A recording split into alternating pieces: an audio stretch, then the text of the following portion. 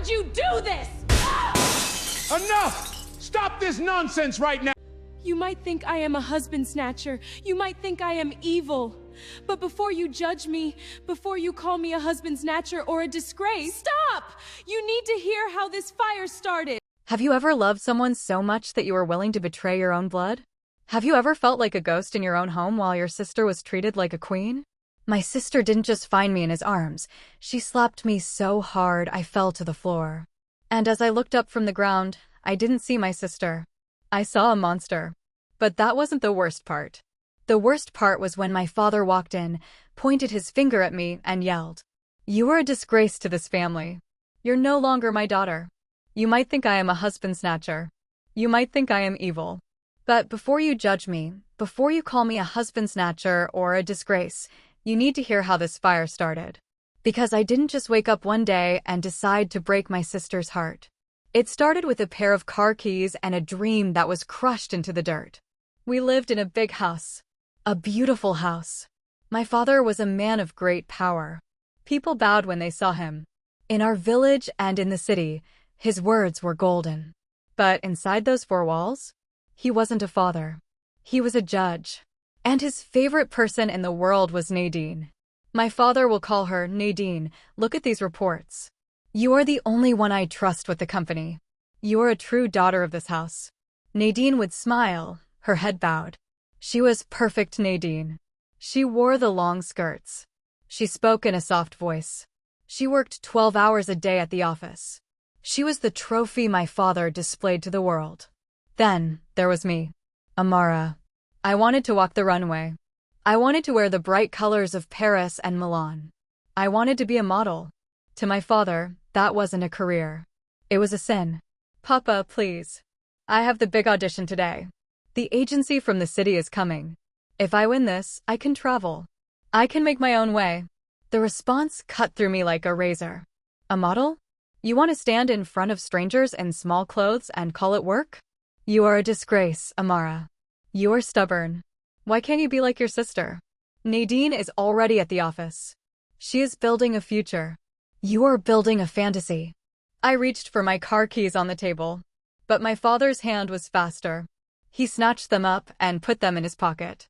Papa, the meeting is in 30 minutes. Please. He walked off. You are staying here. You will learn to be a woman of dignity, or you will learn to be hungry. No car. No money. No modeling. I looked at my mother. She just looked at the floor. I looked at Nadine, who was standing by the door with her designer briefcase. She didn't say a word. She didn't help me. She just turned and walked out to her car. I sat on the floor and cried until my eyes were red. That day, I didn't just lose an audition. I lost the part of me that still believed in family. That morning, as I sat on the porch watching the clock tick past the time of my interview, something inside me died. I stopped crying and picked myself up. I stayed indoors for days. Nadine was the golden child. She was perfect Nadine. She worked at Papa's company, wore the finest clothes, and never raised her voice. I remember the night of Papa's 60th birthday party. The house was full of rich guests. Papa stood on the grand staircase, raised his glass, and said, "Look at my first daughter, Nadine. She is the pride of this family. A lioness in the company. Any man who marries her has found a diamond." The crowd cheered. Then, Papa looked down at me, standing in the corner. His smile died and he looked away.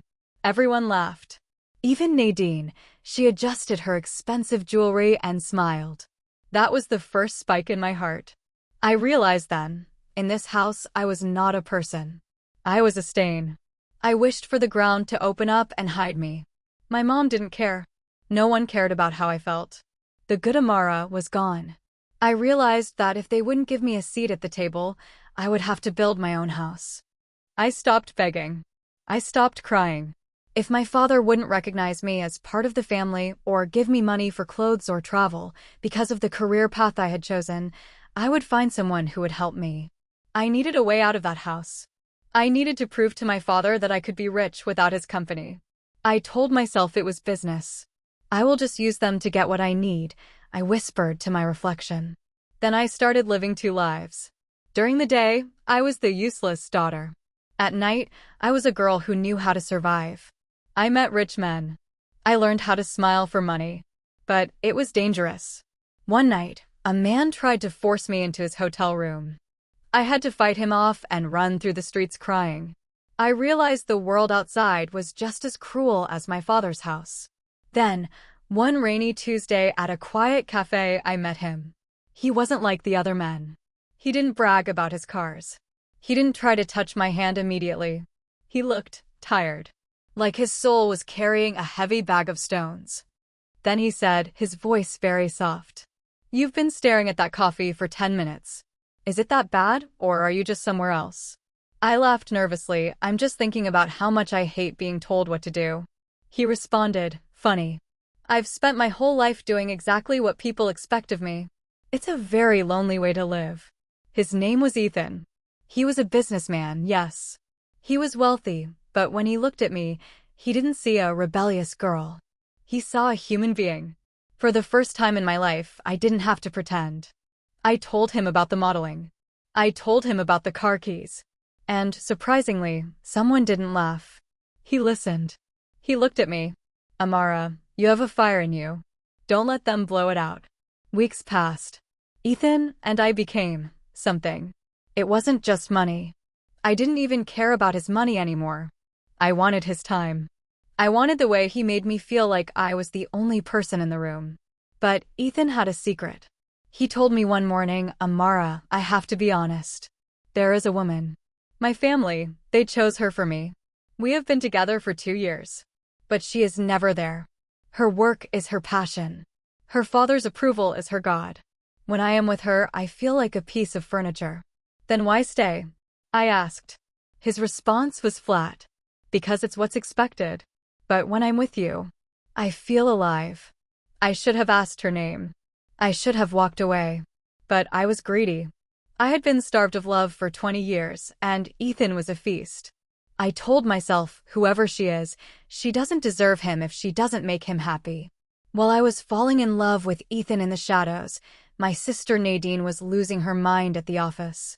She was stressed. Our father was pushing her to close a massive merger. She was snapping at everyone. One night, I saw her in the kitchen. She was crying. I asked Nadine, "What's wrong?" She wiped her tears quickly. "Nothing you would understand, Amara. Go back to your friends. I have a real life to handle. My boyfriend won't even pick up the phone. Everyone wants something from me, and I have nothing left to give." I felt a tiny bit of pity for her. But then I remembered the car keys. I remembered her silence when I was being insulted. I shrugged and walked away. They say a secret is like smoke.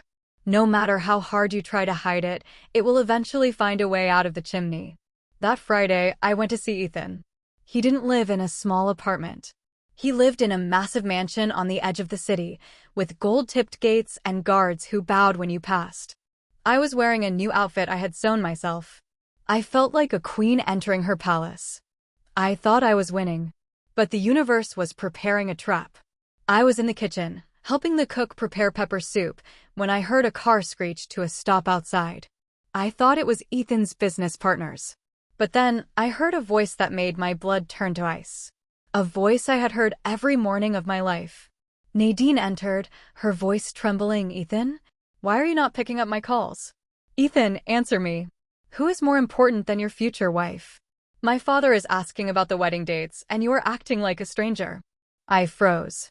My heart was beating so hard I thought it would break my ribs. That was my sister.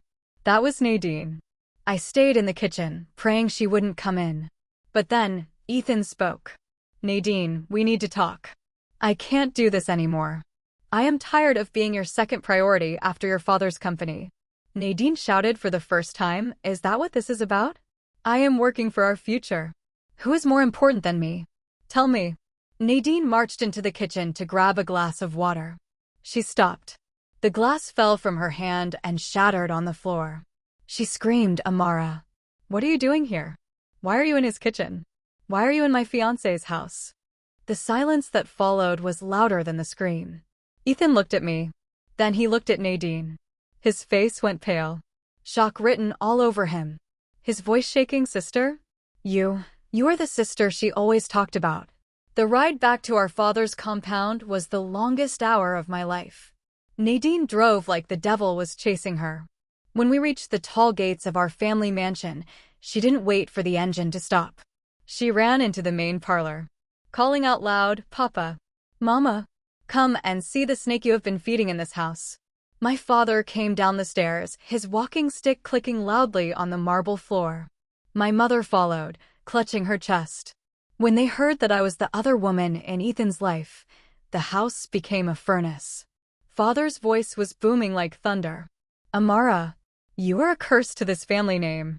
I knew you were stubborn, but I did not know you were evil. You want to steal your sister's light because you have none of your own." Then Mother followed, crying, "Amara, how could you? After everything we gave you." "What did you give me, Mama?" I asked, my voice firm. "You gave me silence. Papa gave me orders. You all treated me like a servant while Nadine was the golden child. I didn't know he was her man at first, but when I found out he made me feel seen, I didn't care. For once, something belonged to me and not her." Suddenly, a car pulled into the driveway. It was Ethan. He looked at the chaos. He looked at my father's angry face and Nadine's tear-stained eyes. Father walked up to him. "Ethan, my son, take Nadine inside. We will fix this. Amara is just a child. She doesn't know what she's doing. You belong with Nadine." Everyone waited. We expected Ethan to apologize. We expected him to beg Nadine for forgiveness. But Ethan walked past Nadine. He walked past my father. He stood right next to me. Ethan looked at my father. He looked at Nadine, who was standing there like a victim. He took my hand in front of everyone. Then he said, "Sir, I respect you a lot. But I will not marry a woman just because our fathers want us to. Nadine is a perfect daughter. I tried to love her, but it didn't work. We are strangers to each other. Amara is the one I truly love, and I choose her." You might think this is the part where I jump for joy. You might think I won. But as I looked at my sister lying on the floor, broken into 1,000 pieces, I didn't feel like a winner. Nadine realized that she had spent her whole life building a house on sand. She did everything right. She followed every rule. And yet, she was left with nothing because she never built a life for herself. And me? I realized that revenge tastes like ash. I got the man, but I lost my home. Ethan whispered, "Amara, let's go. We can start over." I looked at Ethan. Then I looked at the gates of my father's house. "No, Ethan. You were my escape. But I don't want to run from one person's rules to another person's shadow. I need to find out who Amara is without a man or a father telling her. In our village, the elders say, if you build your happiness on your sister's tears, you will never have a roof that doesn't leak." Nadine left the company and moved to the city to find her own voice. She is learning to be happy without Papa's praise. A bird that flies away from a golden cage must learn to find its own worms, or it will starve. She and I don't speak yet, but the silence is no longer angry. It is just quiet. I moved away too. I am still working toward my dreams. I don't have a mansion, and I don't have a rich man. But I have the keys to my own life. And in this world, that is the greatest wealth of all. Ethan? He is still searching for someone to fill the hole in his heart. Because in the end, love is not a prize you steal. It is a garden you grow. And you can't grow flowers in a place where you've planted fire. My name is Amara.